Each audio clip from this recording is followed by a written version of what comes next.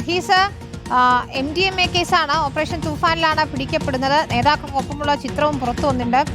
ഈ കേസിന്റെ മറ്റു കാര്യങ്ങൾ എങ്ങനെയാണ്? ഇതിനകത്ത് കേസ് നടപടികൾ ഒരു ഭാഗത്ത് മുന്നോട്ട് പോകുമ്പോഴാണ് പ്രതിപക്ഷം ഈ വിഷയം സജീവമായി ഉന്നയിക്കുന്നത്. അല്പസമയം മുമ്പ് CPIM സംസ്ഥാന സെക്രട്ടറി MV ഗോവിന്ദന്റെ വാർത്താ സമ്മേളനം ഉണ്ടായിരുന്നു. വാർത്താ സമ്മേളനത്തിൽ ഈ കേസ് പ്രത്യേകമായി പറയുക മാത്രമല്ല, പുറത്ത് AKI സെന്ററിന്റെ വീഡിയോ വാളിൽ ഇപ്പോൾ നമ്മൾ സ്ക്രീനിൽ കാണിച്ച VD സതീശനും ഹുസൈനും സലാമും അടക്കമുള്ള പ്രതികൾ നിൽക്കുന്നതും നടക്കുന്നതും PK കുഞ്ഞാലിക്കുട്ടിയുമായി സംസാരിക്കുന്നതുമായ വീഡിയോ കൂടി പ്രദർശിപ്പിച്ചിട്ടാണ് MV ഗോവിന്ദൻ ഈ വിഷയത്തിൽ നിലപാടെടുത്തത്. ഇതിനകത്ത് മുഖ്യമന്ത്രി കൃത്യമായ അന്വേഷണം നടത്തണം എന്നതാണ് അദ്ദേഹത്തിന്റെ നിലപാട്. സോഷ്യൽ മീഡിയ കോർഡിനേറ്റർ ആണ് എന്നതിൽ നിന്ന് ഒഴിഞ്ഞ് മാറാൻ കഴിയില്ല. ഒപ്പം ഏറ്റവും അടുത്ത ബന്ധമുള്ള ആളുകളാണെന്ന് വീഡിയോ കണ്ടാൽ മനസ്സിലാകും.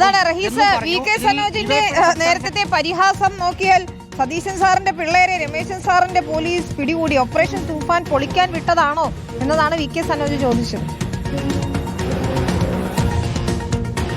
അത് തന്നെയാണ്. അതിന് പരിഹാസ രൂപേണ ഇതിനകത്ത് കോൺഗ്രസിനകത്ത് ഉൾപാർട്ടി രാഷ്ട്രീയം കൂടി കടത്തിക്കൊണ്ടുവരികയായിരുന്നു VK സനോജ് ചെയ്തത്. ഇതിനകത്ത് സനോജ് പറയുന്ന മറ്റൊരു കാര്യം, ഈ പോലീസ് പിടിക്കാൻ പോയ പോലീസുകാർക്ക് ഇത് VD സതീശന്റെ ആളുകളാണ് എന്ന് അറിയുമായിരുന്നില്ല. അറിഞ്ഞായിരുന്നെങ്കിൽ ഇവരെ ഒന്നും തൊടാൻ പോലീസിന് ധൈര്യം ഉണ്ടാകുമായിരുന്നില്ല എന്നൊരു പരിഹാസം കൂടി DYFI സംസ്ഥാന സെക്രട്ടറിയുടെ ഭാഗത്ത് നിന്ന് ഉണ്ടാകുന്നുണ്ട്.